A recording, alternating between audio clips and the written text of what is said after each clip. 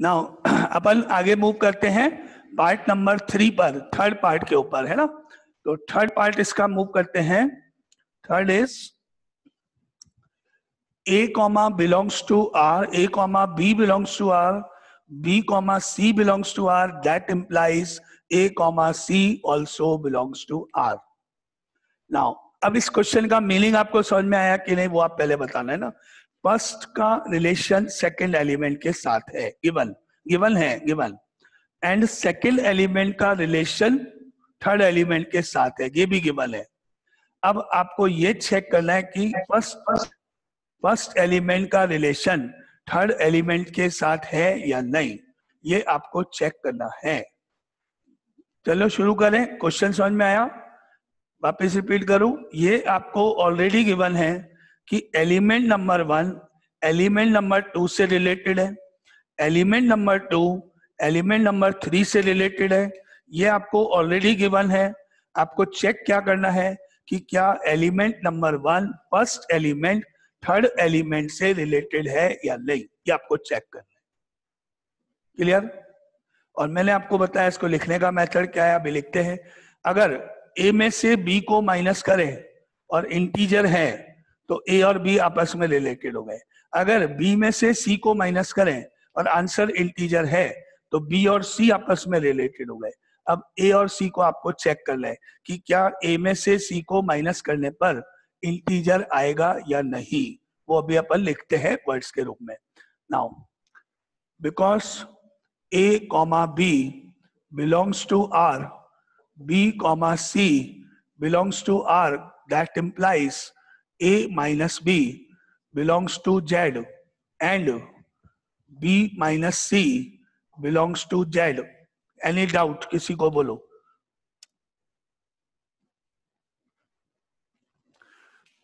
Okay, why we are only subtracting them? Okay, हम इनको subtract क्यों कर रहे हैं?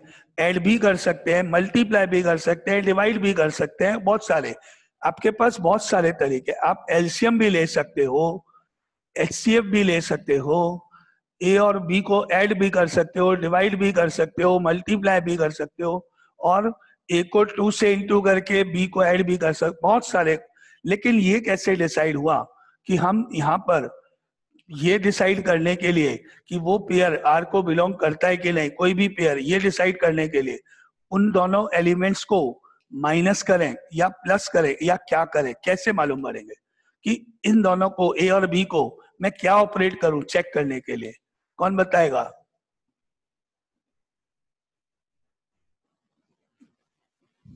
ये पेयर आर को बिलोंग करता है तो इसका मतलब इन दोनों एलिमेंट्स में क्या रिलेशन है? इन दोनों एलिमेंट्स को ए और बी को मैं सब्ट्रैक्ट करूं कि ऐड करूं कि मल्टीप्लाई कि डिवाइड, क्या और कुछ स्टेप, बहुत सारे पॉसिबल है, कुछ भी हो सकता है। तो मुझे ये कैसे मालूम पड़ा कि मुझे ए में से बी को माइनस ही करना है? ये कैसे मालूम पड़ा? कौन बता रहा है? सर क्वेश्चन में रिलेशन गिवन है। बिल्कुल सही, करेक्ट आंसर। तो क्वेश्चन में आपका जो रिलेशन गिवन है आप वहां देखो स्टार्टिंग में। मैं अपनी मर्जी से डिसाइड नहीं कर सकता, आंसर इज गिवन, करेक्ट। कि मुझे क्या करना है मुझे नहीं मालूम, बहुत सारे तरीके हैं ए और बी में। ये कैसे मालूम पड़ रहा है कि ए और बी को ऑपरेट कैसे करना है, वो आप क्वेश्चन पढ़ो, क्वेश्चन में गिवन है। A comma B belongs to R, that implies A minus B belongs to that. ये डिसाइड करने के लिए कि ए कॉमा बी आर को बिलोंग करता है या नहीं, आपको उन दोनों को सब्ट्रैक्ट करना है। सब्ट्रैक्ट करने पर अगर आंसर इंटीजर है तो बिलोंग करता है, अदरवाइज नहीं, गिवन। क्लियर? तो जिसने मेरे से क्वेश्चन पूछा था कि हम सब्ट्रैक्ट क्यों कर रहे हैं, उसको अगर वापस कोई डाउट है तो पूछ लो। क्लियर है तो अपन आगे चलते ना। रीजन क्लियर हो गया कि हमने माइनस क्यों किया, क्योंकि क्वेश्चन में गिवन है। ठीक है, नाउ आगे नेक्स्ट मूव पर है। अब आपने लिखा कि A B belongs to R मतलब A minus B belongs to Z, B C belongs to R मतलब B minus C belongs to Z, ये आपने लिख दिया। ठीक है यहाँ तक।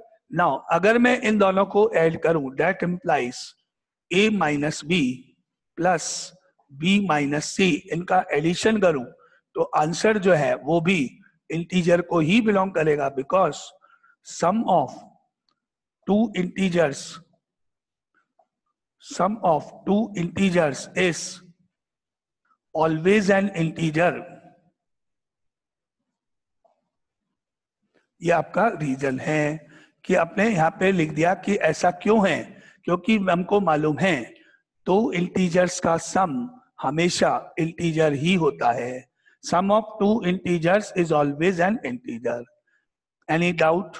यहां तक कुछ पूछना है किसी को? a minus B plus B minus C also belongs to Z integer. Clear? आगे चलूं? Any doubt? नहीं. अब अगर मैं इस माइनस बी को प्लस बी से कट कर दूं तो मुझे रिजल्ट मिला a minus C belongs to Z, क्योंकि माइनस बी प्लस बी तो कैंसिल हो ही सकते हैं. क्या मिला? a comma C belongs to Z and that implies a comma C belongs to r. और इसलिए अगर दोनों को माइनस करने पर जो रिजल्ट आएगा वो अगर इंटीजर है तो वो पेयर r को बिलोंग करता है. Therefore, a comma c belongs to R. ठीक है. Now अब आपका answer complete. Therefore, this statement is true. Now that means a comma b belongs to R, b comma c belongs to R. That implies a comma c also belongs to R. ये statement हो गया complete. Hence proved. Any doubt? तीनों part मैंने clear करे. Basically ये तीनों part आपके 12 से रिलेटेड है. स्टार्टिंग जब चैप्टर की थी मैंने आपको बोला था कि रिलेशन जो है, रिलेशन क्या होता है और उसके टाइप्स क्या होते हैं. दो चीजें. तो रिलेशन, उसकी domain, range, codomain, inverse relation, relation क्या होता है, ये सब हमने यहाँ पढ़ा. टाइप्स ऑफ रिलेशन हम जाएंगे 12th में, जिनमें से 3 तरह के रिलेशन होते हैं बेसिकली. पहला रिफ्लेक्सिव, जो आपने अभी फर्स्ट पार्ट में प्रूव किया. If every element is related to itself, then the relation is called reflexive. दूसरा symmetric. If AB belongs to R, तो that implies B comma A also belongs to R. Her pair का reverse pair भी उस set में होगा, then symmetric. और जो आपने अभी थर्ड किया, that is transitive. AB belongs to R, BC belongs to R, that implies AC belongs to R. ये 3 तरह के रिलेशन है, उन्हीं के ऊपर ये क्वेश्चन है.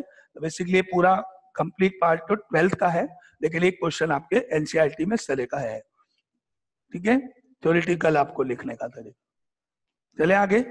पूरा क्लियर है क्वेश्चन ये सबको, है ना?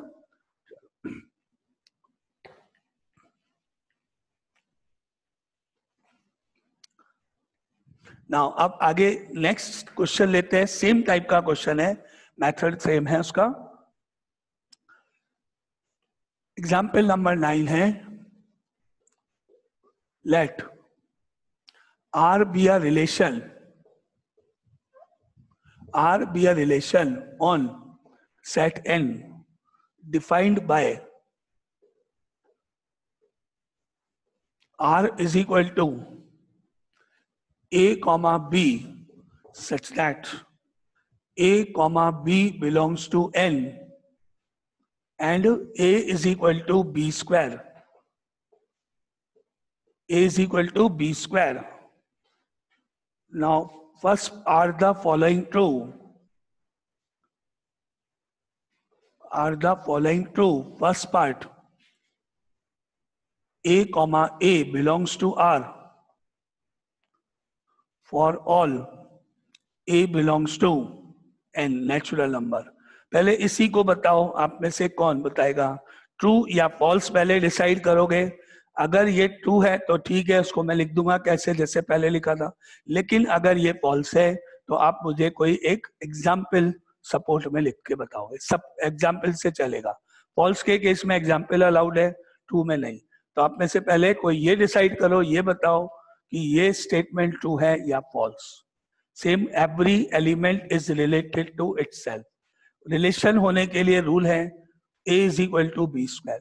फर्स्ट एलिमेंट सेकंड का अगर स्क्वायर है तो ही उन दोनों का पेयर R को बिलोंग करेगा.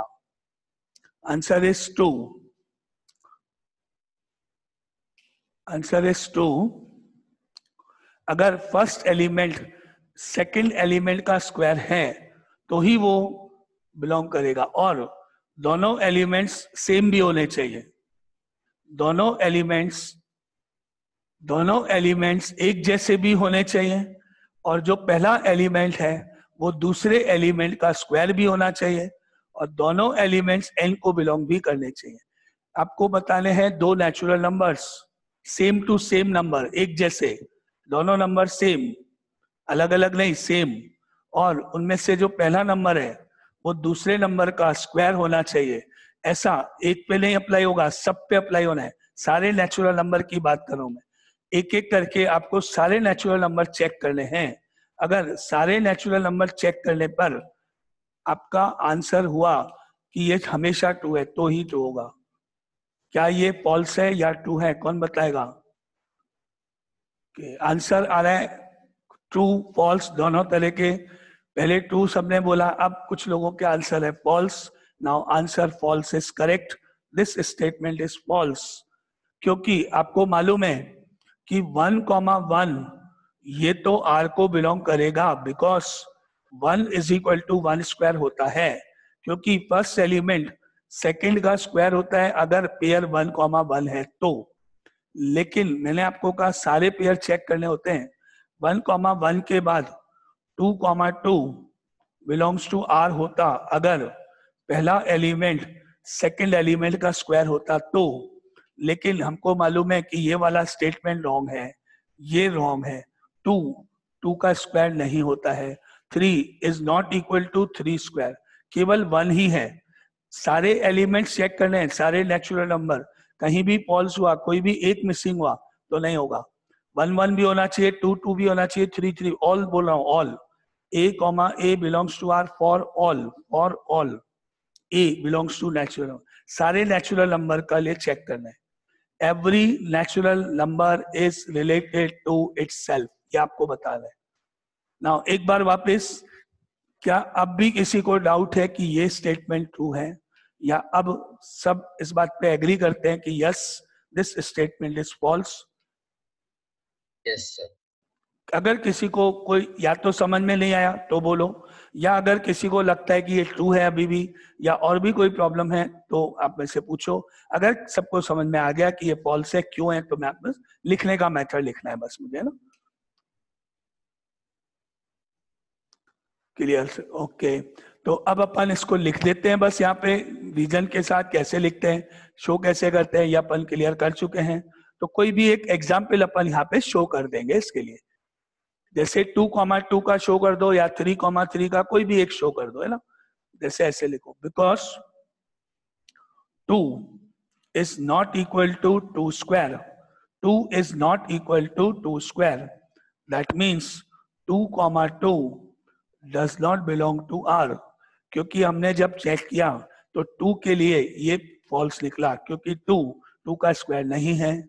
इसका मतलब 2,2 का जो पेयर है वो R को बिलोंग नहीं करेगा। बस एक ही चीज चेक करनी है, and that implies A belongs to R for all A belongs to N is false। ये अपना आंसर रीजन। अब बोलो, क्लियर? लिखने का मेथड भी अब क्लियर? ठीक है, अब सेकंड पार्ट पे आते हैं अपन। इसी का सेकंड पार्ट है। Second part is A, B belongs to R, that implies B, A also belongs to R। ये आपको ऑलरेडी गिवन है कि A यानी फर्स्ट नंबर, B स्क्वायर यानी सेकंड नंबर का स्क्वायर है। A is equal to B square है, ये आपको ऑलरेडी गिवन है। तो क्या सेकंड नंबर भी फर्स्ट नंबर का स्क्वायर होगा? रिवर्स पेयर भी आएगा कि नहीं? ध्यान से सोचो, समझो, क्वेश्चन का मतलब समझो, और फिर मुझे इसका आंसर बताओ। फर्स्ट नंबर, एक पेयर आपको ऐसे बनाना है जिसमें पहला नंबर दूसरे नंबर का स्क्वायर हो। फिर उस पेयर को रिवर्स करके, उल्टा करके, एलिमेंट्स को चेंज करके आपको चेक करना है कि क्या जो नया पेयर आपने बनाया है, क्या वो पेयर भी R को बिलोंग करेगा। R को बिलोंग करने की कंडीशन एक ही है कि फर्स्ट एलिमेंट सेकंड का स्क्वायर होना चाहिए। तो आप पहले एक पर्टिकुलर पेयर बनाओ जिसमें पहला एलिमेंट दूसरे का स्क्वायर है। Okay, answer is false, false. Anyone और कोई? False, false, false. ओके, तो आपके आंसर्स हैं false, yes correct, false correct है सबका आंसर।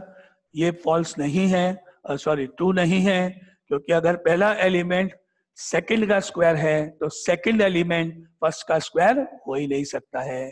तो मैं आपको यहाँ पे रीजन लिखते हैं अपन इसका ऐसे एग्जाम्पल के रूप में। Now because 9 is equal to 3 square, but उल्टा 3 is not equal to 9 square.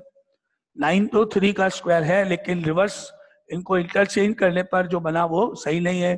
3 9 square नहीं होता है। इसका मतलब हो गया 9,3 R को बिलोंग करता है, बट इसका रिवर्स 3,9 R को बिलोंग नहीं करता है, and therefore this it is false. जो गिवन स्टेटमेंट है सेकंड पार्ट जो है वो फॉल्स है। ये इस तरह से आप शो कर दो। अब बोलो कोई डाउट? लिखने का मेथड फॉल्स क्यों है? किसी को भी डाउट है कि नहीं ये ट्रू है तो आप मेरे से पूछ सकते हो केवल। और कोई डाउट किसी को? ये स्टेटमेंट मैंने जो लिखा नहीं कुछ आया समझ में तो नहीं है, ठीक है। तो अब हम अपन मूव करने जा रहे हैं थर्ड पार्ट पर, है ना। इसका थर्ड पार्ट चेक करने जा रहे हैं। Now third part is let A comma B belongs to R, B comma C belongs to R, that implies A comma C belongs to R। क्या चेक करना है कि फर्स्ट एलिमेंट सेकंड एलिमेंट का square है given, second element third element का square है given, तो क्या फर्स्ट एलिमेंट थर्ड एलिमेंट का स्क्वायर होगा? ये आपको चेक करना है।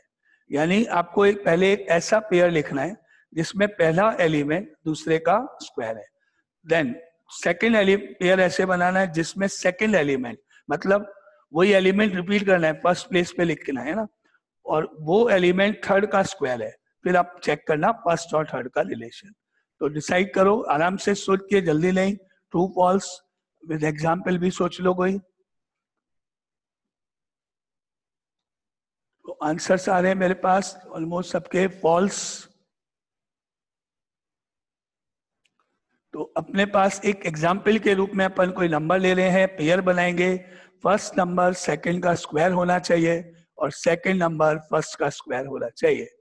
तो यहाँ पे मैंने स्टेप लिखूं, क्या लिखा मैंने? लेट एक नंबर मैंने कोई सा भी लिया जैसे 64, या जैसे 4 का स्क्वायर 16, 16 का स्क्वायर 256 ऐसे ले लो, या 3 3 का स्क्वायर 9 9 का 81। तो सपोज मैंने लिया 81 इज इक्वल टू 9 स्क्वायर होता है। अब मेरा 9 लेना है इज इक्वल टू 3 स्क्वायर होता है। फर्स्ट एलिमेंट 81 है, सेकंड 9 है, थर्ड। नाउ देयरफॉर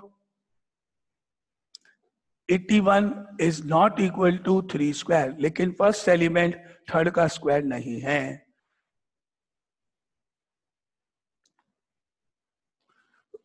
√2 नहीं ले सकते, √2 नहीं ले सकते, √2 नेचुरल नंबर नहीं है।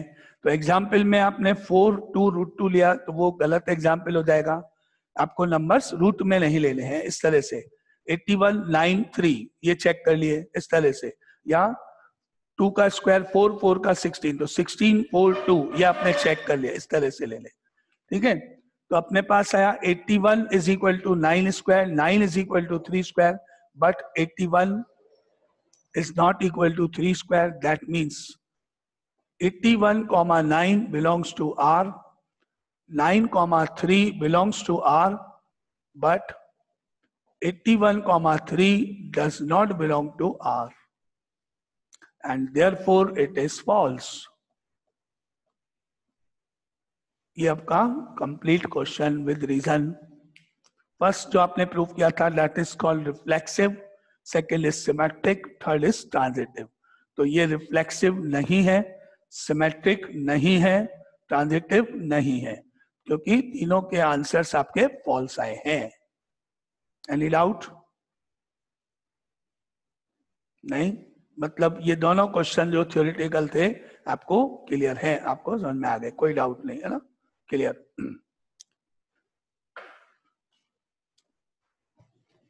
तो ये था अपना example number 8 and 9, theoretical question दोनों कंप्लीट।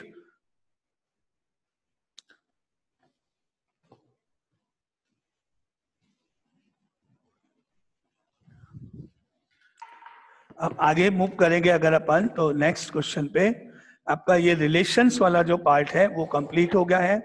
रिलेशन का पार्ट आपका कंप्लीट है। अब रिलेशन के बाद आपको मिलेगा नेक्स्ट इज फंक्शंस। फंक्शंस क्या है, फंक्शन की डेफिनेशन क्या है, फंक्शन क्या है। तो अपन स्टार्ट करते हैं with functions.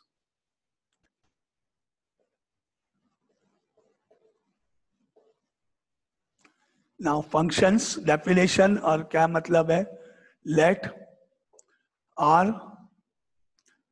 Is a relation from A to B, that R is a relation from A to B such that every element of set A is uniquely related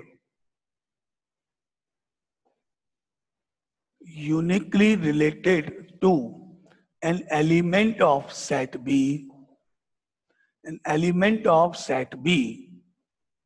then R is called a function. R is called a function and it is denoted by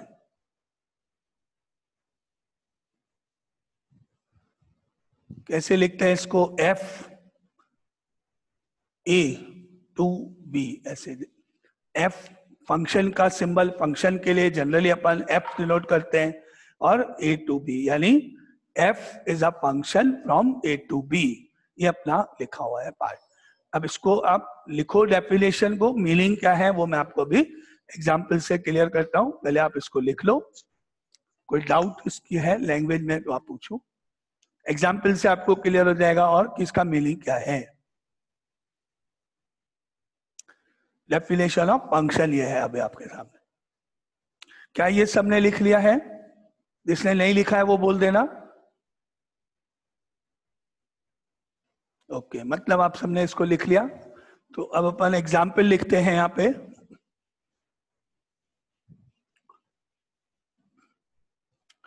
now अब एक मैंने set बनाया है यहाँ पर A। इस set में 1 2 3 4 elements लिखे।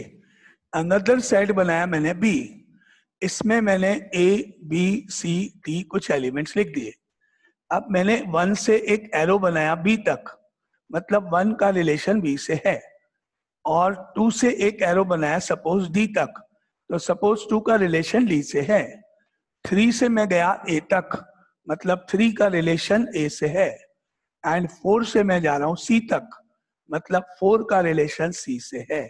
इस तरह से मैंने एक रिलेशन फॉर्म किया, अभी रिलेशन बोल रहा हूं है ना।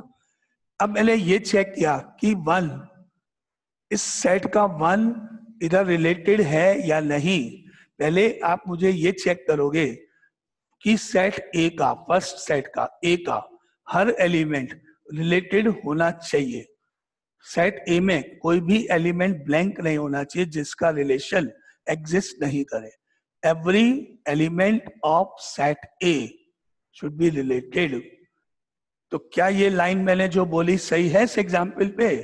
सेट A का हर एलिमेंट किसी ना किसी से रिलेटेड है, आपने चेक कर लिया? यस, सेट A का हर एलिमेंट किसी ना किसी से रिलेटेड है। A का रिलेशन 1 का रिलेशन B से है, 2 रिलेटेड है, 3 रिलेटेड है, 4 रिलेटेड है। कोई भी ऐसा एलिमेंट नहीं है कौन से सेट का, A का, जो रिलेटेड ना हो। तो डेफिनेशन का फर्स्ट पार्ट आपका कंप्लीट है कि every element of set A should be related. Now definition का second part, every element of set A is uniquely related. Uniquely मतलब अगर ये 1 B से रिलेटेड है तो इस 1 का किसी और एलिमेंट से रिलेशन नहीं होना चाहिए. Uniqueness, only 1. एक ही अलाउड है आपको, एक से ज्यादा अलाउड नहीं है. तो 1 का रिलेशन अगर B से है और किसी से नहीं है, आप देखो डायग्राम में. इसी तरह 2 का रिलेशन D से है और किसी से नहीं है.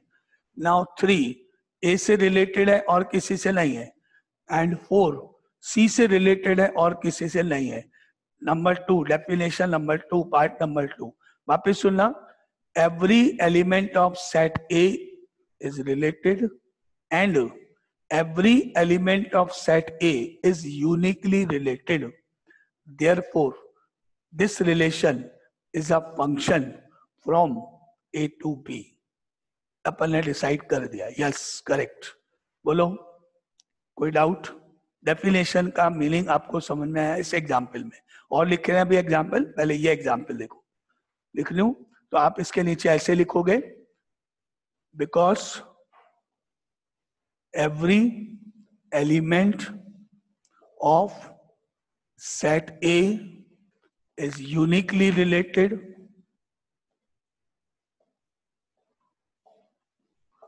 to an element of set B. Now therefore it is a function. It is a function from A to B. ये आपका रीजन हो गया कि ये फंक्शन क्यों है, एक्सप्लेन करो, तो वो रीजन यहाँ आ गया. अब आगे मैं सेकंड डायग्राम बनाऊं. ये आपको सबको क्लियर है या आपने सबने लिख लिया?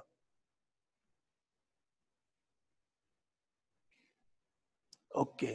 तो अब अपन आगे ऐसा एक और डायग्राम बनाएंगे, फिर चेक करेंगे कि वो फंक्शन है या नहीं. डेफिनेशन आपको समझ में आ गई है. 2 पार्ट है. Every element should be related and uniquely related. कौन सा सेट? जो सेट पहले है ए वाला, बी से कोई मतलब नहीं है ना. सेट ए से मतलब है आपको.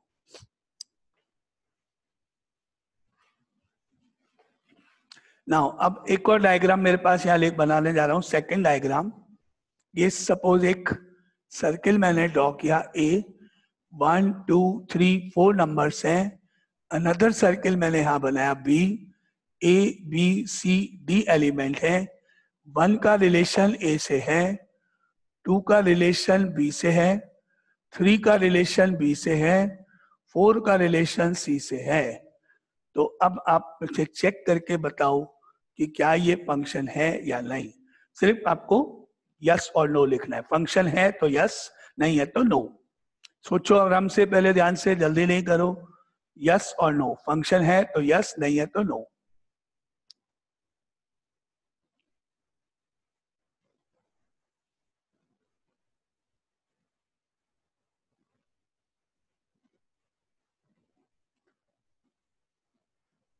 डेफिनेशन को समझो, डेफिनेशन को आराम से डिसाइड करो, सोचो.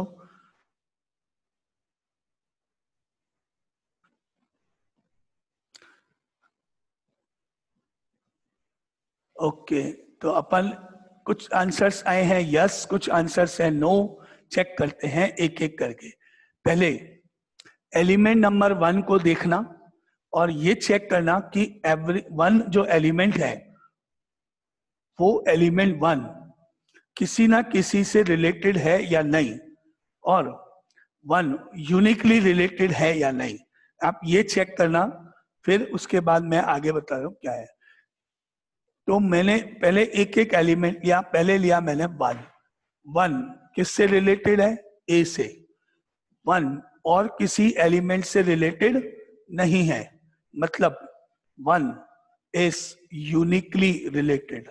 दोनों चीज चेक कर ली गई. 1 रिलेटेड है और एक ही से, सिंगल, यानी यूनिकली रिलेटेड है. करेक्ट. ठीक है, आगे चले. 2, next number is 2. 2 is related to. 2 किससे रिलेटेड है? पी से. क्या ये 2 किसी और एलिमेंट से रिलेटेड है?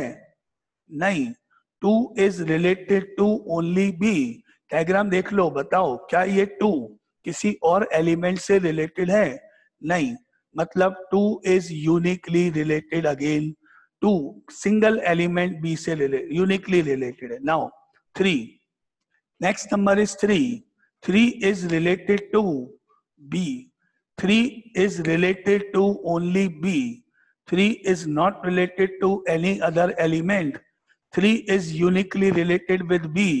3 का रिलेशन केवल और केवल और केवल B से है. अलग अलग शब्दों में मैंने आपको एक ही लाइन बोली है बार बार, है ना. 2 is related to only B. 2 is uniquely related. 2 केवल और केवल और केवल केवल केवल B से रिलेटेड है.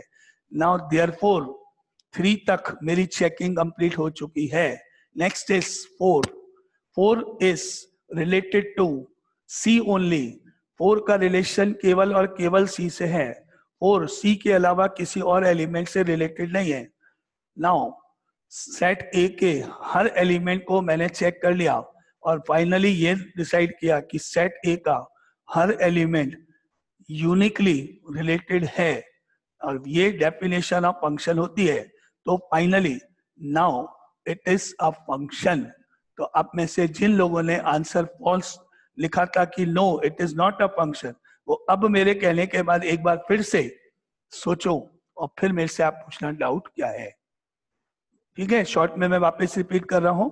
एक एक करके आप सेट ए के एलिमेंट को देखोगे. मैंने आपको बोला बी से मुझे मतलब नहीं है, बी का कोई रोल नहीं है, बी में कोई ब्लैंक है होने दो, बी में कोई एलिमेंट 2 बार आ रहा है आने दो. बी सेट को आपको चेक नहीं करना है. आपके लिए वीआईपी कह लो, वेरी इंपॉर्टेंट कह लो, जो कुछ करना है आपको ए सेट पे करना है. A set is important, B is not important. B में कोई बच रहा है जाने दो, बी में कोई 2 बार यूज हो रहा है होने दो, ए में कोई बच रहा है नहीं, अलाउड नहीं है, चेक करना है, नहीं बचना चाहिए. ए के किसी भी एलिमेंट को बी से 2 बार अटैच होने की नहीं होना चाहिए. ए 2 बार, ए का एलिमेंट बी का हो सकता है, कोई चीज 2 बार यूज कर सकते हो आप, लेकिन अलग अलग एलिमेंट्स के लिए.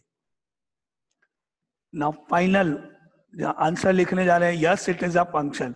रीजन अब नहीं लिखेंगे, रीजन पहले वाली है, लेकिन अब में अभी भी किसी को डाउट नहीं है तो फंक्शन नहीं है. मेरी बात समझ में आ गई है सबको? ये फंक्शन क्यों है, क्या चेक किया मैंने? सेट ए का हर एलिमेंट यूनिकली रिलेटेड है, इसलिए ये फंक्शन है. लिख दूं? क्लियर है? ओके. और इसको अगर मैंने ऑर्डर पेयर में लिस्ट आउट किया तो मुझे मिलेगा 1, A, 2, B, 3, B and 4, C. ऐसे मिलेगा. मुझे ऑर्डर पेयर के केस में ये चेक करना है कि 1, 2, 3, 4 इन सेट्स, इनको मिला के जो सेट बनेगा दैट इज कॉल्ड डोमेन. अगर मैं इसकी डोमेन निकालूं तो 1, 2, 3, 4 आई, और वो सेट, ये डोमेन का सेट, मेरे फर्स्ट सेट, इस फर्स्ट सेट यानी ए के इक्वल होना चाहिए. इसका मतलब हो जाता है एवरी एलिमेंट इज रिलेटेड. तो क्या रूल है? डोमेन में निकालूंगा और वो फर्स्ट सेट से मैच होनी चाहिए, पहला.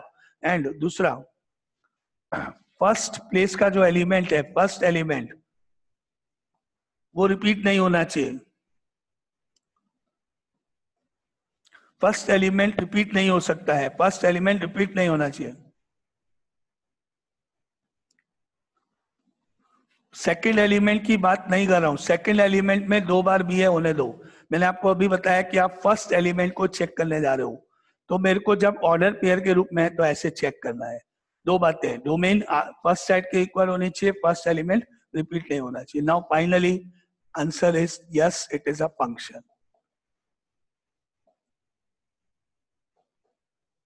अब फाइनल इस डायग्राम के बारे में डिसाइड हो गया, रीजन लिख दिया, सब हो गया. अब भी कोई डाउट है तो आप पूछो. 3 मिनट्स बात की है. यस. हाँ सर, ये जो लास्ट वाली लाइन में first element can not be repeated, हाँ, तो सर ये जो फर्स्ट एलिमेंट है ये सेट बी का रिपीट नहीं होना चाहिए. हाँ, फर्स्ट एलिमेंट जो आप यहाँ लोगे ना, वो आप हमेशा सेट ए का ही लोगे, बी का तो हो ही नहीं सकता, क्योंकि आपका जो एरो डायग्राम है, जो आपका रिलेशन है, अभी रिलेशन बोल रहा हूं, वो ए टू बी है. तो फर्स्ट प्लेसेस पे जो आप एलिमेंट लिखोगे वो हमेशा सेट ए के होंगे.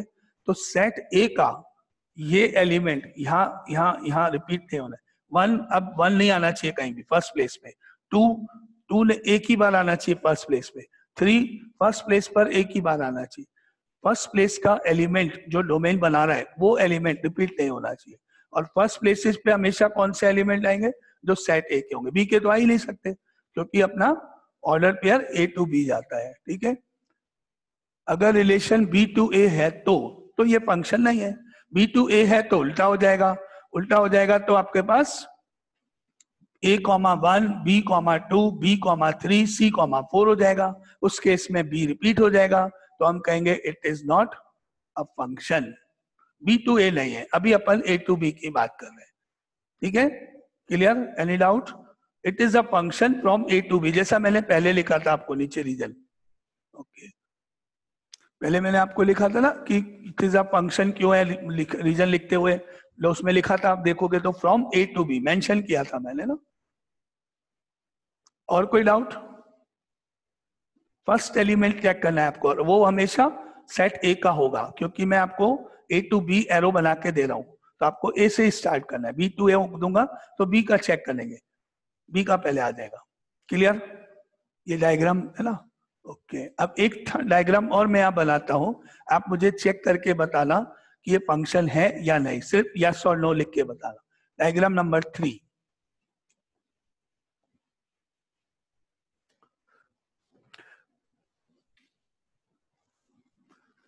सपोज ये एक सेट ए है 1 2 3 4, अनदर सेट बी है ए बी सी डी।